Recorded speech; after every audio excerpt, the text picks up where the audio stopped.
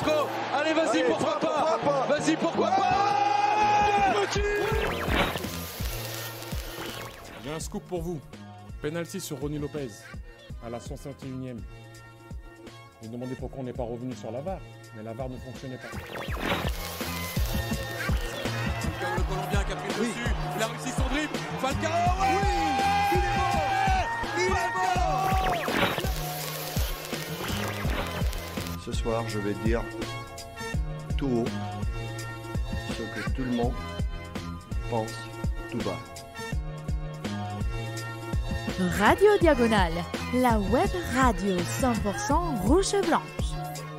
Eh bien, bonjour, bonsoir à toutes et tous. On se retrouve donc pour ce dernier débrief de la saison. Monaco se déplaçait à Lens avec, a priori, quasi l'obligation de s'imposer.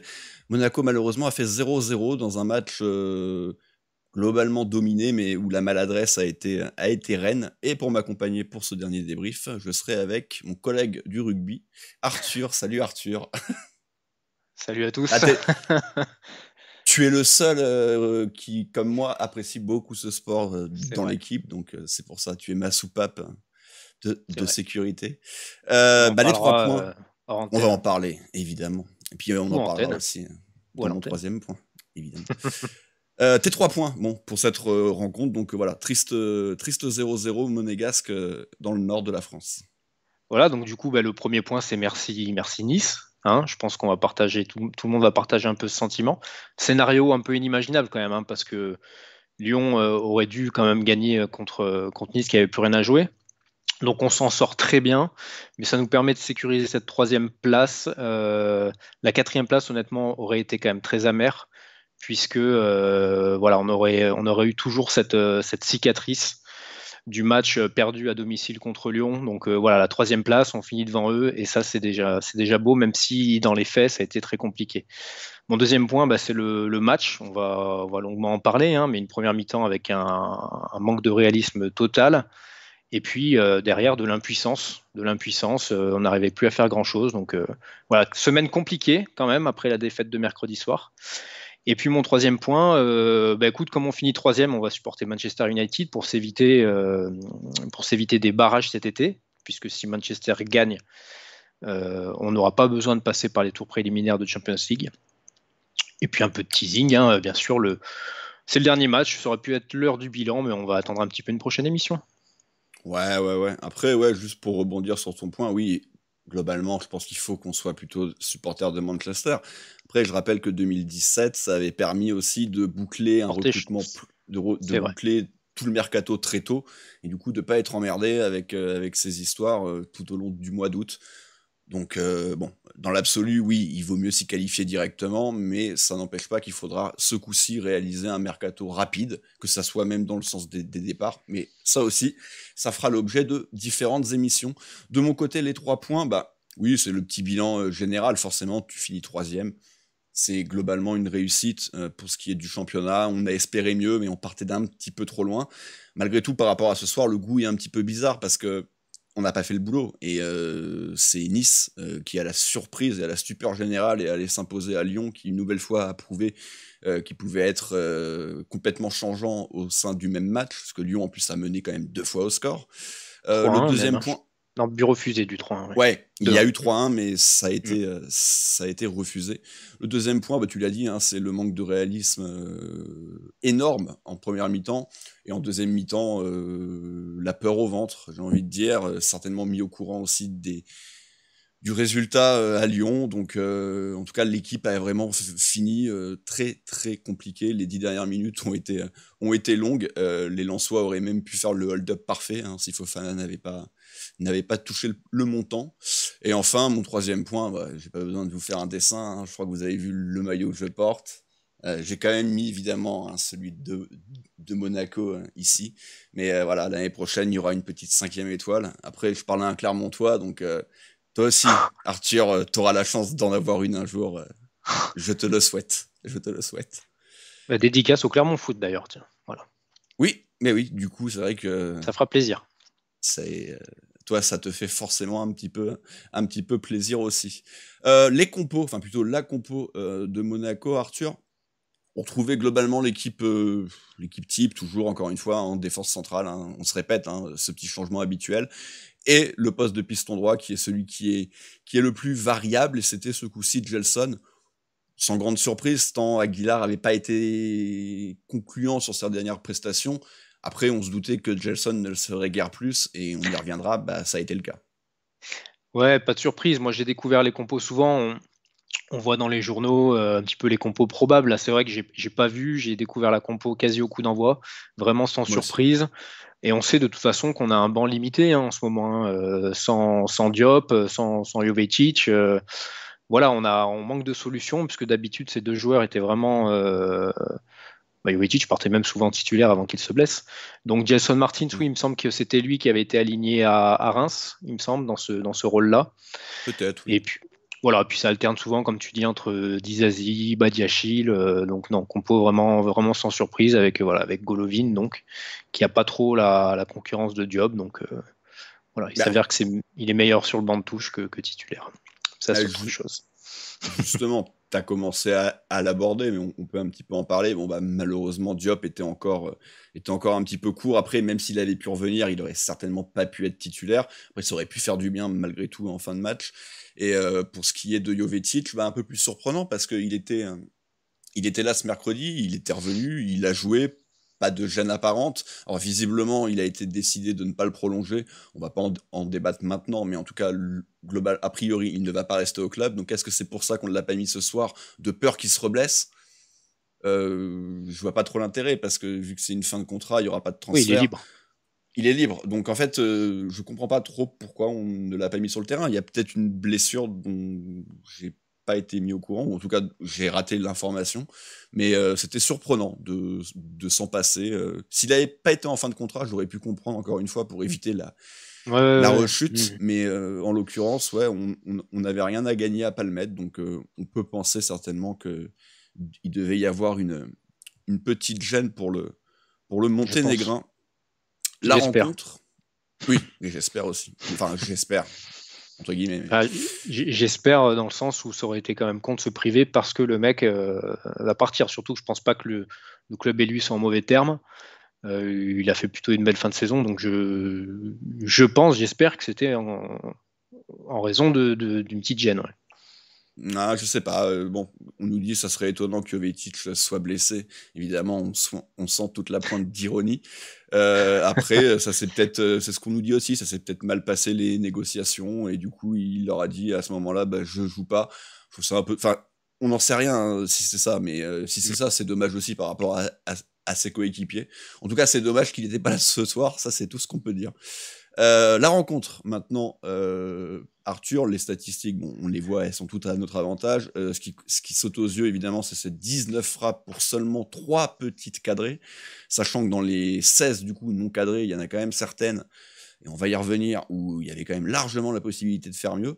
Et donc, globalement, Arthur, cette première mi-temps, elle est pas mauvaise en fait, et c'est ça le pire, c'est que la mi-temps est pas mauvaise, on a plein de situations, on est extrêmement maladroit et on va y revenir, et en plus de ça, on voit dans les autres rencontres, alors Lille et Paris, on pouvait toujours avoir un micro-espoir, mais qui prennent l'avantage, et Lyon aussi, qui mène au score, donc on a quand même été de longues minutes à cette 4e place, alors que sur le terrain, on dominait outrageusement quand même ce premier acte. Bah, de toute façon, on a fait le yo-yo toute la soirée entre la 3e et la 4e place, c'est uniquement par rapport à ce qui se passait au Parc Güell. Hein. Oui, oui. Nous, à la première, au bout d'une demi-heure, on dominait outrageusement, on avait des occasions, donc on n'était pas encore inquiets, on était peut-être un peu pressés, nous, supporters, qu'on puisse mettre ce but, mais Ben Yedder, Golovin, Gelson, Fofana, qui a amélioré ses stats de frappe non cadrée, il y en a eu des opportunités. Ouais. Voilà, il y en a eu avec un bon Folland qui arrivait bien à trouver les ouvertures. Et puis non, bah ça a pas voulu rentrer, donc on s'est dit, c'est sur cette fin de saison, on a souvent fait des 0-0 à la mi-temps avant que ça se décante, mais on se rend compte que ça s'est souvent aussi décanté grâce à notre banc de touche. Oui, bien sûr. Là, on n'en avait pas, donc effectivement, à 0-0 à la mi-temps, sachant que, alors la pause, je crois que Lyon devait mener. Oui, à la pause, on était 4e. Bon bah oui. Voilà, ça commençait à moins sourire, donc on était quatrième. Je et m'attendais puis pas à une deuxième mi-temps mollasse comme ça, par contre. on en a aussi parlé. Lyon a marqué le troisième. Alors, j'ai pas vu pourquoi il Oui. a été refusé parce que je regardais plus à ce moment-là le multiplex sur mon écran. Hors-jeu, Hors-jeu, mais oui. sans contestation. D'accord. Bon, bah heureusement. Mais donc, si Lyon mène 3-1, on peut quand même penser qu'ils craquent pas derrière. Quoique, ils nous ont montré souvent qu'ils étaient capables. Mais ça aurait été vraiment catastrophique à ce moment-là. Les occasions, bah, on va rapidement les rappeler. Ben Après, Yedder, on a honnêtement, deux je te coupe, mais monstrueuses. même Oui, vas-y. même au 3-1 de Lyon, pour moi, ça changeait absolument rien. Pour moi, dans ma tête, c'était clair et net que Lyon allait battre Allez Nice. gagner. On est d'accord. Allait On est gagner. d'accord. Donc, c'est vraiment dans les 10 dernières minutes que j'étais plus attentif à ce qui se passait à Lyon qu'à Lens. Oui, non, mais c'est sûr, c'est sûr qu'au moment où Nice est mené 2-1, où Lyon marque le troisième refusé, on se dit tous, bon, bah, de toute façon, Nice, Il n'y a pas ce qui se passe là-bas, quoi. Voilà. ils vont pas jouer le jeu, Lyon va gagner, il faut qu'on gagne. Au final, il s'est pas passé ça, donc ce but Deuxième refusé de Nice, on était plus attentifs. aura eu une importance capitale. Et donc oui, voilà, je le disais, Ben Yedder rate un face-à-face, rate un ballon piqué, oui, ça lui arrive de temps en temps. Sa deuxième occasion est encore est plus particulière encore, parce qu'il est vraiment en bonne situation, bien décalé par Folland une deuxième fois, qui aurait pu avoir du coup 2 passes décisives avec un peu plus de réussite dans cette mi-temps. Il arrive même pas à trouver le cadre. Volland lui-même va se procurer une grosse situation après un petit cafouillage. Est-ce qu'il y a faute ou pas Ouais, une sur Gelson? faute non sifflée sur Gelson à l'entrée de la surface, mais En tout cas, il se retrouve avec le ballon et pour le coup, là, ça fait partie de nos 3 frappes cadrées et c'est le cas qui va bien la chercher. Il y a ce but de Badiachil qui est justement refusé, mais ça fait quand même beaucoup de situations et quand en plus tu vois que les autres à côté, eux, ils sont efficaces, Ouais. ouais, c'est la soupe à la grimace à la mi-temps et tu sens venir la semaine qui aurait pu être merveilleuse et qui peut finir de façon dramatique, même si globalement, je vais le dire, hein, encore une fois, pour moi, la semaine reste mauvaise. Tu gagnes pas ce soir Oui. et tu perds en finale, c'est mauvais. Hein. je crois qu'on était tous d'accord pour dire que la priorité était quand même la finale de Coupe de France. Hein, on en a longtemps parlé, vous en avez parlé au débrief aussi. Hein. Oui. Donc voilà, contrairement au dernier match, on a eu justement beaucoup d'occasions, parce que ces derniers temps, on était un peu moins, on va dire, bon pour se créer des opportunités, on va dire. Oui, Donc c'était ça C'est le vrai. petit point rassurant, même si on est superstitieux, on peut se dire merde, on va peut-être le regretter. Bon, au final, on rentre à la pause sur ce score et puis la suite du match s'est passé différemment. Bah ouais, on peut maintenant en parler. La deuxième mi-temps, elle va quand même d'être un tout autre acabit. Autant la première était à sens unique pour Monaco et on pouvait que nous en vouloir, hein. Enfin s'en vouloir à nous-mêmes parce qu'on avait raté beaucoup trop de situations. Autant la deuxième reste globalement à l'avantage de Monaco, mais à partir de la 60e, c'est plutôt Lens qui va avoir les situations. Et puis la fin de match, là, on va se contenter de balancer des ballons de vent. Après, tu l'as dit, il n'y avait pas trop de bancs. Diatta va faire son entrée en jeu et Fabregas, peut-être les 2 joueurs dont on pouvait attendre un petit peu quelque chose. Il va rien se passer. Donc ouais, ton analyse globale de cette mi-temps, elle est comment du coup? La mi-temps, c'est simple. Au début, c'est vrai qu'on avait quand même le ballon sans trop se créer d'occasion. Et puis bon, on a eu cette première opportunité lensoise. Ils ont frappé une fois, je crois, en première mi-temps sans danger. Je me rappelle plus de la construction de cette action, mais on va dire que Lensois s'apprête à faire un face-à-face. C'est une sortie de Lecomte qui excentre Oui. Je crois que c'est Fofana. Voilà, c'est Fofana. Il s'excentre du coup. Là, on se dit wow. Et puis finalement, Lecomte a plutôt bien géré tranquillement cette phase de jeu. Au final, Lens ne marque pas, mais c'est un petit peu le déclic aussi pour eux.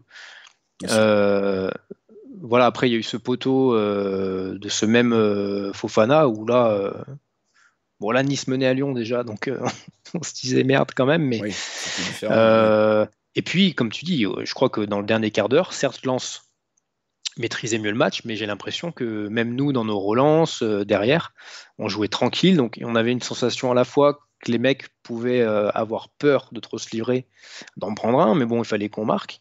Mais dans un second temps, tu avais quand même l'impression qu'on était un peu au courant de ce qui se passait à Lyon, quand même, parce que Bien sûr. dans les 10 dernières minutes, on avait plus l'impression qu'on gérait ce 0-0 plutôt que se jeter à l'abordage. Hein. T'as t'as le cul entre deux chaises parce que Complètement. en plus Lyon est mené, donc il faut qu'il marque 2 fois. Alors que C'est si pour ça tu qu'il prends fallait un mieux but, pas prendre 2 buts en fait. Si tu te mets en position un peu carapace, tu dis si on prend un but, Lyon a besoin juste d'égaliser. Euh, Après, il y avait peut-être aussi pas d'autres possibilités physiques, hein, parce que on y reviendra dans les prestats individuels, mais c'est vrai qu'il y a des joueurs qui, pour le coup, ont même sur l'ensemble de la rencontre, été un petit peu dans le dur, et particulièrement en deuxième, comme un Kevin Folland, par exemple. Plus compliqué. Tchouaméni a été, pour le coup, assez régulier, mais on en parlera aussi. Mais oui, l'équipe avait pas trop de solutions. Les situations, on se les est créées, on n'a pas réussi à les mettre au fond. Voilà, on peut, tu l'as dit, hein, on peut remercier Nice ce soir. C'est sympa le clin d'œil entre guillemets, parce qu'en 2017, même si on fait le boulot jusqu'au bout, le titre, bah, c'est eux qui le font basculer en battant Paris à l'avant-dernière journée. À partir de là, on savait que c'était quasiment fait, et c'est pour ça que d'ailleurs, au bout du bout, on finit quand même avec 8 points d'avance, alors que pendant très longtemps, il y avait que 3 points. Donc ouais, bah écoute, Nice, voilà. Les supporters de Nice, les supporters de Nice se sont peut-être trahis ce soir. Et encore, je pense que ça fait toujours plaisir de voir son équipe gagner quand même, malgré tout, j'espère quand même. Mais bon, le 3e but, on l'avait oublié, quand même marqué par Saliba, qui est formé à Saint-Etienne. Et voilà, on n'y avait pas pensé à lui, parce que lui, pour le coup, je pense que ça a dû lui faire plaisir. C'est lui, ouais, parce que j'ai vu qu'il y avait Dolberg, mais... c'est Saliba qui met le 3e but, et il y avait Gouiri qui met un magnifique coup franc, qui fait un gros match, hein, Gouiri. J'ai pas vu le match, je regardais le match de Monaco, mais il était Gouiri, dans tous les bons coups. Gouiri, je vous donne rendez-vous à la Gazette Mercato Fantasy. Gouiri qui est parti de Lyon en termes, on sait, en termes moyens quand même, hein, donc lui, je pense, tu vois, deux mecs malgré tout, un Gouiri qui est le meilleur joueur de Nice cette saison, qui avait à cœur de briller à Lyon, et puis le petit clin d'œil, c'est ce but de Saliba formé à Saint-Etienne. Voilà. Ouais, et puis ça bon, nous arrange, ça fait indirectement, ça fait aussi très plaisir parce que du coup Lyon n'est pas en Ligue des Champions. Alors évidemment, il y a une rivalité avec Nice, et je la comprends particulièrement pour les locaux, mais sinon la rivalité sportive, elle est quand même beaucoup plus avec Lyon, particulièrement depuis une vingtaine d'années, et particulièrement cette année. Donc voilà, les voir ne pas se qualifier en Ligue des Champions, c'est également un petit plaisir. Le plus important, c'était nous, évidemment. C'est pas que Lyon ne soit pas en Coupe d'Europe, hein. L'année dernière, ils y étaient pas, et j'étais content, mais dans l'absolu, on n'y était pas non plus, donc on n'avait pas à fanfaronner. Là, on est devant eux. Après, il faut quand même pas oublier qu'ils nous ont battus 2 fois cette année. C'est pour ça que cette 3e place, allez, masque un petit peu ces revers, parce que je te dis, cette 4e, si on finissait 4e derrière eux, c'était... Oui, mais on a battu Paris, nous, 2 fois. Voilà, non, mais cette 4e place, c'était vraiment du coup ce match à Louis II, quoi. C'était et ça aurait fait mal d'avoir ce souvenir tout l'été là de cette défaite 3-2 chez nous. Voilà, donc, malheureusement la victoire la plus importante chez eux aurait peut-être été ce match de Coupe de France, mais bon, comme on n'a pas gagné la coupe, et ce match aussi on l'oubliera. Bah, on s'en rappellera quand même parce qu'il y a eu plein de faits de jeu, mais sur les faits de jeu, je pense que Sofiane Diop s'en rappellera aussi un moment parce que voilà, c'est quand même à cause de ça qu'il n'est pas là en fin de saison, et peut-être qu'avec lui en plus ça aurait apporté un petit plus. On le saura jamais, mais bon, on ne peut que le penser. Donc voilà, une fin de match un peu compliquée, Monaco qui va jouer un petit peu la peur au ventre. Les Niçois, malgré tout, enfin les Lensois ne vont pas non plus se procurer de grosses situations après le poteau de Fofana. Donc voilà, ça tient. On est 3e, qualifié en Ligue des Champions à minima pour les phases de barrage, et peut-être directement si United bat Villarreal. On l'espère tous. United est plutôt en forme. Villarreal, pour le coup, je suis un petit peu moins leur saison. Donc, il y a Unai Emery. United. Oui, mais c'est vrai qu'il y a le spécialiste. Il y a Monsieur C3, donc après quand même sur le papier, individuellement, Manchester quand même a tout en main pour remporter cette coupe, comme il n'y a pas longtemps d'ailleurs. Il l'avait gagné en 2017. Ouais, complètement. Donc voilà. Contre l'Ajax, je crois. Contre l'Ajax, oui, avec un but de Paulo Pogba. Toujours là dans les grands rendez-vous, mais rarement là les 10 autres mois de l'année. C'est un petit peu dommage. J'aime beaucoup ce joueur, mais c'est vrai que il ne brille pas par sa régularité. Les tops et les flops, désormais, Arthur, on en a fait 2 et 2. On est parti donc sur Tchouaméni Sidibé en top, une fois n'est pas coutume, et Ben Yedder Gelson en flop. je vais te laisser commencer par ton top. Enfin, on était d'accord sur les deux, hein, mais je crois que toi, tu étais plus sur Tchouaméni en 1. Ouais, en fait, on va pas se mentir, hein, il n'y a aucun joueur qui a fait non plus une prestation 5 étoiles, hein. Après, Tchouaméni était présent tout le match, quand même sur la fin, même si tout le monde pêchait un petit peu, il a été très présent à la récupération. Il a su aussi bien conserver les ballons dans le milieu, trouver des solutions devant. Bon, il a essayé il a tenté une frappe à un moment, mais sans danger. Voilà, il était un peu moins bien ces derniers temps. Là, il a fait un gros match, mais encore une fois, on est un petit peu sur un top par défaut. Voilà. Même si sa saison est extraordinaire, hein, on en reparlera dans les bilans. Mais voilà, ce soir, je pense qu'il a quand même fait un bon match. Pour moi, ça a été le meilleur monégasque avec Sidibé dont tu vas parler, toi. Bah, Tchouaméni, ouais, on peut le rappeler, hein, il a été élu meilleur espoir de la saison. Il y avait aussi Diop dans les nommés, je crois. Et il y avait Cacré, oui. Guiri. Et ça doit être tout, du coup, parce que ça en fait 5, si je ne dis pas de bêtises. En tout cas, il a été élu plutôt, justement, meilleur espoir. Je pense que si Diop avait été un peu plus présent en fin de saison et qu'il avait pu être plus régulier, du coup, en présence et du coup, retrouver son niveau de début de saison, il n'aurait pas été si loin de ça, je pense. Mais c'est vrai que sur les dernières impressions, bah, c'est forcément plus Tchouaméni, parce que Diop avait été un petit peu dans le dur. Derrière, il a été blessé, donc son début de saison était exceptionnel, mais le temps passe, et c'est vrai qu'on se rappelle plus souvent des toutes dernières prestations. Donc Tchouaméni le mérite, hein, évidemment. Voilà. Il a fait énormément de sorties médiatiques, Tchouaméni, en plus, parce qu'un numéro 6 a tendance à se faire oublier. Oui. Donc voilà, c'est vrai on a beaucoup parlé de lui, et c'est vrai que forcément, ça joue aussi. Bah, j'espère qu'on va pas beaucoup en parler cet été, même si j'ai un petit peu peur, on va pas se mentir. On verra, on a un nouveau directeur sportif. Peut-être c'est cette troisième place qui va faire qu'on va pouvoir garder des mecs, hein, aussi. Hein. On verra, on a un nouveau directeur sportif. Ça peut aussi permettre à des joueurs de rester. On a peut-être une nouvelle façon de voir les choses. On l'espère, en tout cas. De mon côté, c'est Sidibé, puis ça récompense quand même sa deuxième partie de saison qui est quand même assez exceptionnelle, assez extraordinaire. C'est certainement un des meilleurs sur cette phase retour. Il finit vraiment en trombe la saison. Il a été très bon. Le meilleur Lensois, c'est quand même, je pense, assez clairement Fofana. Également, rendez-vous au Fantasy Mercato. Oui, ça va être très Ligue 1 cette année. Mais il a fini par toucher le poteau, mais globalement, il l'a quand même plutôt bien pris tout au long de la rencontre. Il s'est même un petit peu plus démultiplié offensivement, tant il voyait que pour Gelson, c'était compliqué. Il s'est essayé à la frappe. La première était pas mauvaise. Le coup franc, c'est un peu plus dommage. Bah, ça en fait deux, en fait, voilà. Après, les coups francs directs cette année, on a eu cette petite période. On a eu cette petite période un peu folle, hein, où il y en a eu quasiment 3 de suite, même si celui de Ben Yedder. T'as raison, Jovetic, Ben Yedder, et puis Fabregas l'autre jour contre Rumi. Bah, je comptais pas celui-là, moi j'en comptais 2 de Ben Yedder et un. Ben Yedder, le Ben Yedder, c'est le ballon en 2 temps là. Qui est indirect, ouais. Qui est indirect, et puis Jovetic contre Marseille. Il n'y en a pas un autre. J'ai l'impression qu'il y en a un autre.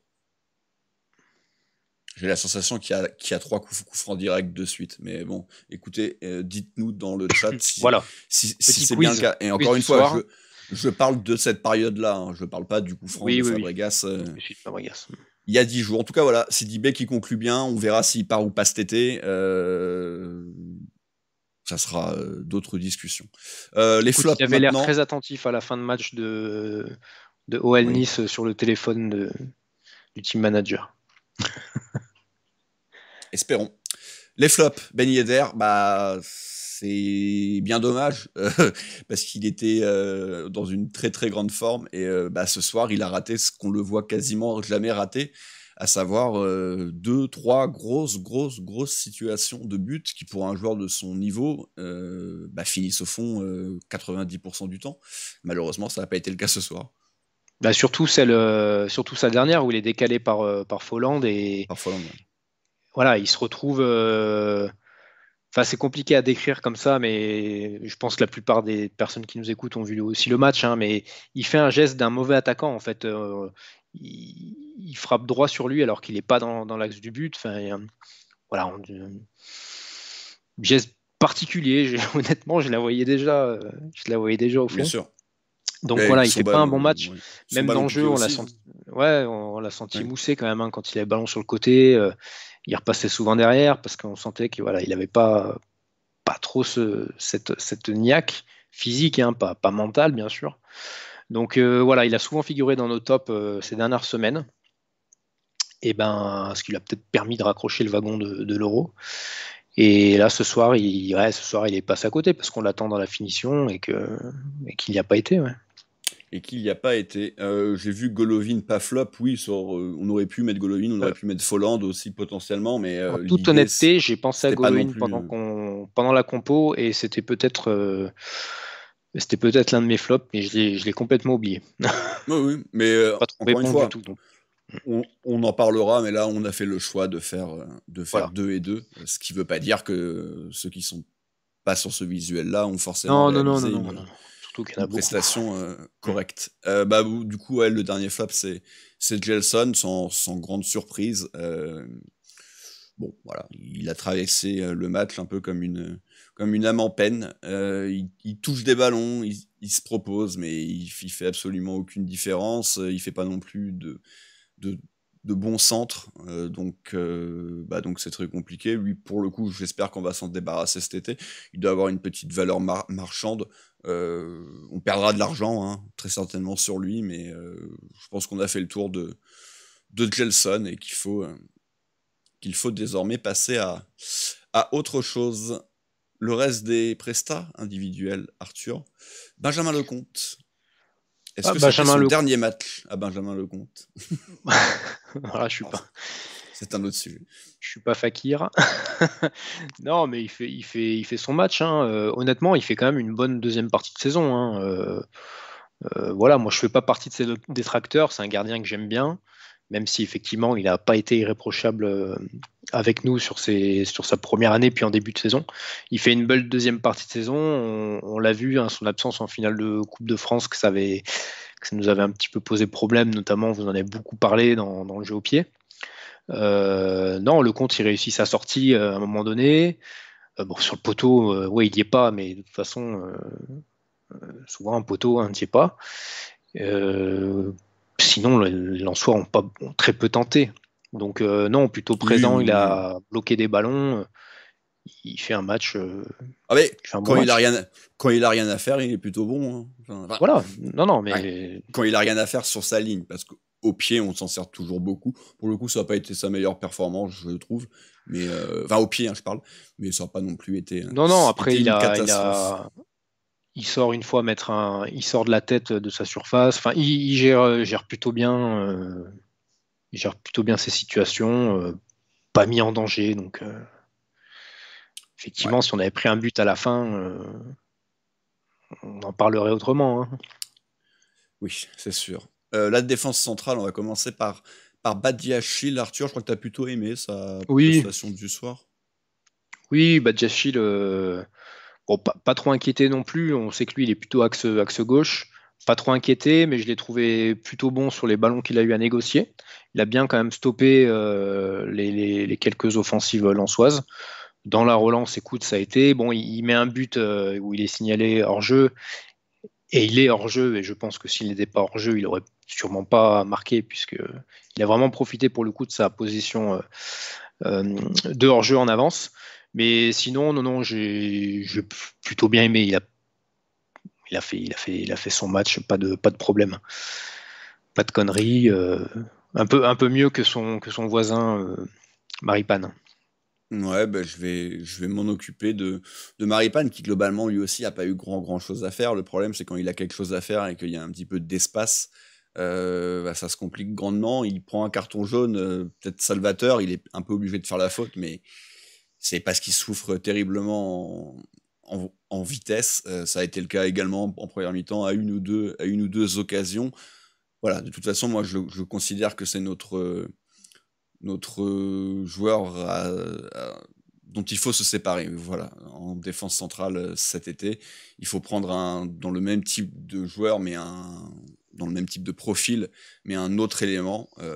Maripane, on peut le revendre, et pour le coup, là, je suis pas convaincu on va perdre énormément dessus. Donc, Gelson, j'ai un peu plus de doutes.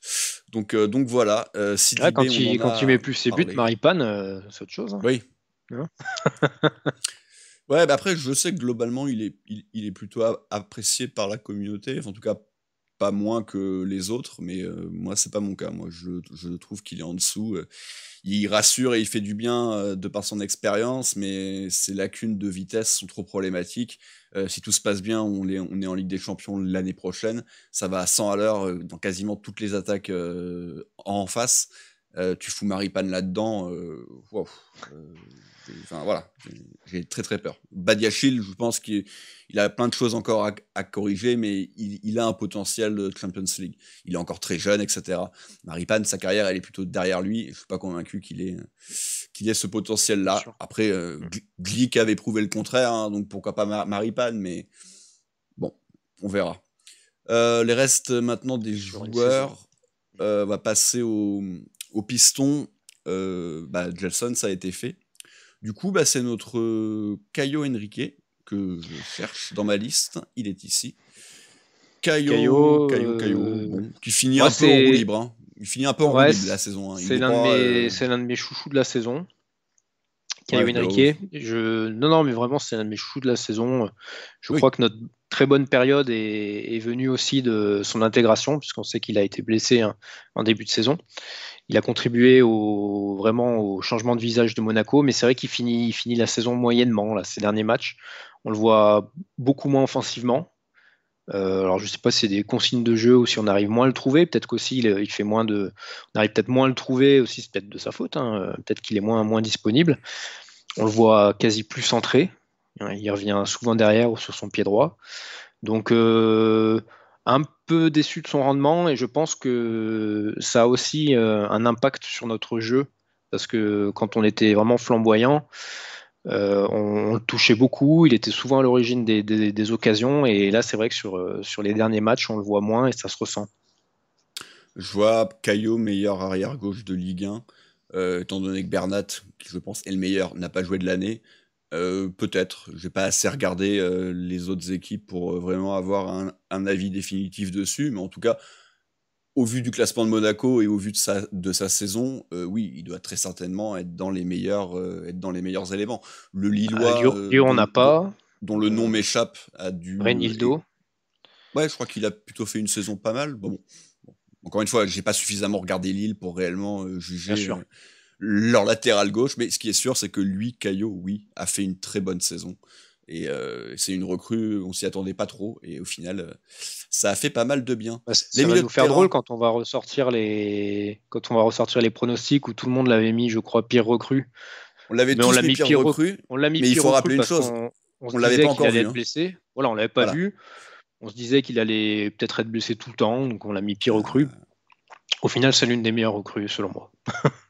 Oui, en fait, je crois que c'est Selic, en fait. Je me demande si Renildo, c'est pas Selic, à droite. Selic joue à droite, et Renildo à gauche. Ouais, donc c'est bien Renildo à gauche.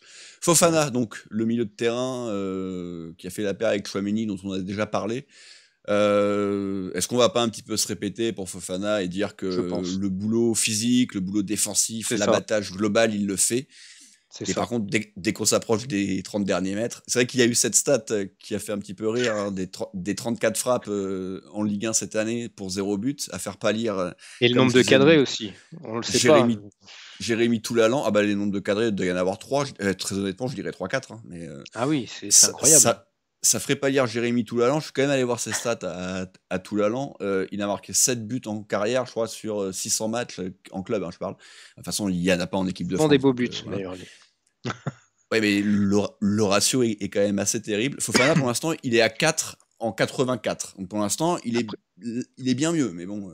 Toulalan était quand même beaucoup plus défensif que Fofana. Hein. Toulalan, c'était vraiment le 6 reculé. C'était pour. Non, mais bien sûr.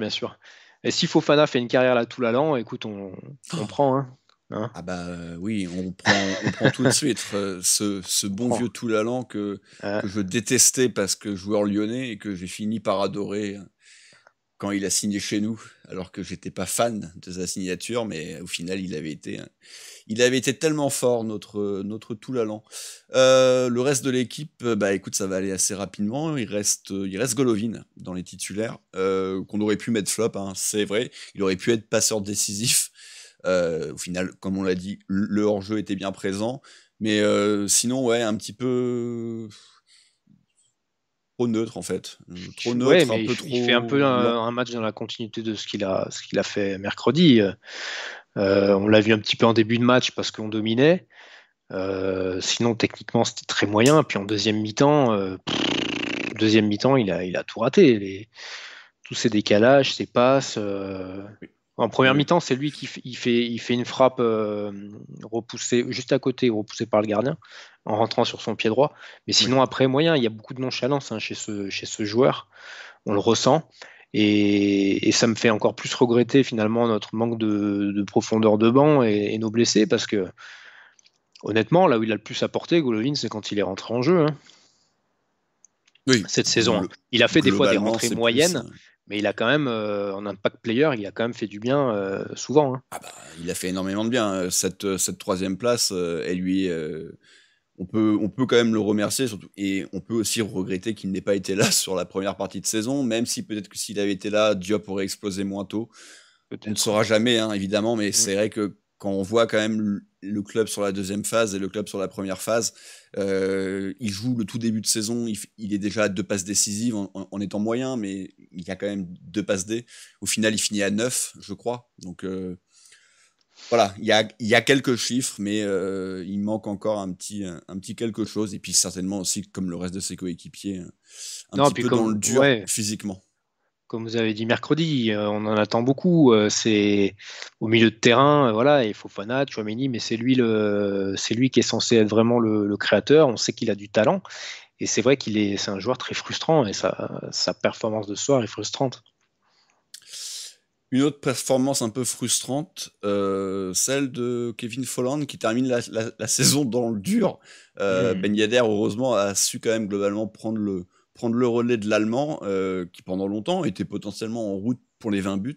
Au final, il est resté bloqué à 16. Un peu moins tueur que dans le reste de la saison. Ce qui rate en première mi-temps, même si le cas fait un bel arrêt. Ça aurait certainement fini au fond il n'y a pas si longtemps que ça. C'est ça, moins de réussite pour lui. Pourtant, en première mi-temps, il fait un bon match, hein, en première mi-temps. On le voit beaucoup, il propose beaucoup de solutions, il trouve 2 fois Ben Yedder pour des grosses occasions. Sa frappe, écoute, comme tu dis, c'est plutôt un arrêt de Loca, hein, finalement, parce que lui, il récupère le ballon qui traînait à l'entrée de la surface. Il faisait aussi pas mal de travail sur la récupération du ballon. À la mi-temps, pour moi, c'était l'un des meilleurs joueurs. Et en deuxième, c'était dur. Il a raté ses passes. À un moment donné, il y a le ballon. Il est dans un duel à l'entrée de la surface lensoise. Il se fait manger physiquement. Ouais, là, on a senti un volant un peu au bout du rouleau. Et pareil que pour Caillot, il finit la saison de manière moyenne. Alors, on ne sait pas si c'est le rayonnement global de l'équipe qui fait qu'on le voit moins, ou si justement sa forme individuellement fait que Monaco est moins flamboyant, marque moins de buts. Et lui, comme tu dis, après, il y a aussi une question de réussite, hein. Parfois, dans la saison, on a des hauts, on a des bas, et il est un peu plus dans le dur. Heureusement pour lui, sa saison à lui n'est pas finie, hein, il va faire l'Euro. Enfin, on va voir s'il va avoir beaucoup de minutes, mais en Oui. tout cas, il est dans le groupe, donc c'est quand même une bonne nouvelle. Et puis, je pense que c'est mérité sur l'ensemble de sa saison. Et c'est une raison de plus pour le coup. C'est vrai qu'il y a ce paramètre en plus, mais on a quelques joueurs concernés par l'Euro, pas 150, mais on en a quand même quelques-uns. Donc c'est vrai que si tu tapes un barrage, Ouais. sachant que entre Voland qui est allemand, Ben Yedder avec la France, il y a quand même moyen que ce soit des équipes qui aillent assez loin dans la compétition. L'Euro Espoir aussi, où on a 3 joueurs. Oui, mais pour le coup, je crois que c'est Ça plutôt finit. J'ai plus les dates. que logiquement. Mais bon, c'est vrai que l'Euro, potentiellement, ça peut aller jusqu'au 11 juillet. Donc même si Ben Yedder ne joue pas avec l'équipe de France, bah, il sera quand même dans le groupe, les entraînements, enfin il aura besoin de vacances comme tout le monde, donc c'est vrai que c'est une raison de plus quand même pour... Alors certains diront pour que l'équipe de France soit éliminée en poule, mais moi je dirais plutôt pour que bah, on se qualifie directement pour la LDC. Celui qui est rentré un petit peu plus que les autres, c'est Crépin Diatta, Arthur. Et bah, il a confirmé pour l'instant qu'il ne propose absolument rien d'intéressant. Non, sur ses premiers matchs, on a beaucoup parlé de son temps d'adaptation. Bon, après, il a été un peu blessé, il y a eu le Covid, mais pour l'instant, c'est une déception. Hein. Il est arrivé au mercato. Pour l'instant, c'est une déception. Et d'ailleurs, il ne s'est pas imposé hein, sur cette aile droite où la alors qu'il y avait moyen en plus. La concurrence était peut-être la plus relevée entre Aguilar, Jason qui est revenu, lui.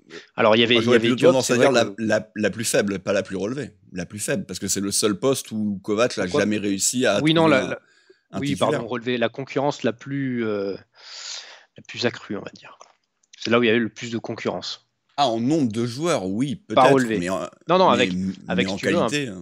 Un poste où personne s'est trop... Oui. C'est vraiment affirmé sur ce rôle de piston. Donc il y avait une petite place à prendre pour lui. Il l'a pas saisi, donc on va pas non plus lui jeter la pierre. On va voir. Je pense qu'il fait partie quand même des plans hein, pour le futur du club. Donc on va voir, mais c'est vrai que pour l'instant, écoute, sauf s'il s'impose jamais, bien sûr. Mais pour l'instant, c'est sûr qu'il n'a pas fait des gros matchs. Très peu vu, très peu vu. Et quand on le voyait un peu plus avant, eh ben, il était vraiment avec le frein à main. On ne comprenait pas trop pourquoi il n'utilisait pas sa principale qualité, peut-être qui était la percussion. Mais là, on le voit plus. Donc on ne peut même pas lui reprocher de ne pas jouer le jeu à fond, parce qu'on a un peu du mal à le trouver. Les derniers remplaçants, il y a eu Fabregas, il y a eu Dizazi. Il n'y a pas eu Ballot Touré, ou c'est moi qui ai raté? Non, il n'y a pas eu Ballot pour une fois. Sachant que Dizazi et Pellegrini, si Pellegrini Ben Yedder, Dizazi, j'ai même pas vu à la place de qui il était rentré parce que. Volande. Exact. Pour moi, il change les deux attaquants, il fait rentrer un attaquant et un défenseur. Voilà. Et Fabregas qui a remplacé Fofana. Ouais, et du coup, c'est Golovin qui a... comme en coupe, hein, c'est Golovin qui a reculé et Fabregas qui a monté. Ouais, ils n'ont pas eu le temps de montrer grand-chose. Fabregas obtient un coup franc, si je ne dis pas de bêtises. Mais bon, c'est vraiment à mettre à son petit crédit. Voilà, qui conclut ce... Et Pellegrini rentre dans les arrêts de jeu, 90e, et n'aura pas été le héros. Pourtant, il avait beaucoup de choses à se faire pardonner. Bah non, j'avais fait ma catégorie... qui sera le buteur, le héros surprise de cette fin de saison. Bah, au final, il n'y en aura pas eu, parce que tous nos buteurs ont été plutôt des joueurs attendus. Donc, il n'y a pas eu ce... Les rageux diront que depuis qu'on n'a plus de pénalty à chaque match, on est un peu plus dans le dur. Bon. D'un autre côté, c'est aussi parce qu'on est moins en situation de les avoir. Moins dans la surface, exactement. Même si ce soir, pour le coup, ça aurait pu être l'occasion de réavoir un penalty ou deux, mais ça n'a malheureusement pas été le cas, même si Ben Yedder n'était pas si loin sur son petit piqué. Voilà donc qui conclut ce 38e et dernier débrief de la saison en championnat. Il y en a eu évidemment quelques-uns en coupe. Pour nous, la saison n'est pas complètement terminée. Il nous reste 3 murs des légendes à vous proposer, un sur Marquez, un sur Kossou, et pour clôturer en 25e émission de cette première saison, ça sera Enzo Scifo, donc sur les 3 prochains lundis ou mardis qui arrivent, parce qu'on n'a pas encore réenregistré pour demain, donc ça sera certainement mardi pour l'épisode sur Rafa Marquez. Il y aura évidemment une émission bilan de la saison, et puis on reviendra évidemment sur nos pronostics de début de saison, mais également sur ceux des auditeurs qui avaient eux aussi fait leur choix. Donc on verra là où on s'est trompé, là où on a plutôt vu juste. Merci Arthur donc de m'avoir accompagné pour ce dernier débrief. Merci à toi, le mec qui gagne des finales. De rien. C'est vrai que ça fait plaisir aussi de supporter un club qui les gagne. C'est vrai que je regardais depuis que vraiment je les suis à balle, donc 96, 19 finales, 15 gagnés.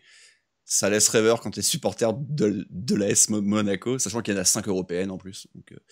Donc voilà. Voilà. Merci. Bonne fin de soirée à vous. Pour moi, merci à toi. Mickelson qui va peut-être remporter son 6e Grand Chelem à 50 ans, ça serait exceptionnel. Merci Arthur, merci à tout le monde dans le chat. D'ici là, portez-vous bien et Dagemunegu.